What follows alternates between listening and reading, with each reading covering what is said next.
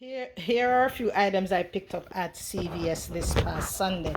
So if you're in CVS, you could scan these at the red box and see if these are on clearance.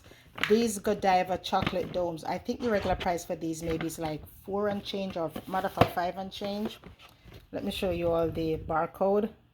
This expires July 2022. It will be long gone before then. The other one, here is the barcode, and this one expires August 2022. Let's see the other one. August 2022. These were, I believe, $1.49 each. They were all on clearance. This is the Cherardelli dark chocolate. Let's see the date on this, March 31st, 2023. And here is the barcode. Let me spin it around. If you guys want to check your CVS and see if they have these on clearance. You guys know that these are chocolate. If you have not tried this one, this is the coconut crunch. This is good. And I believe the one that says hazelnut something is also good.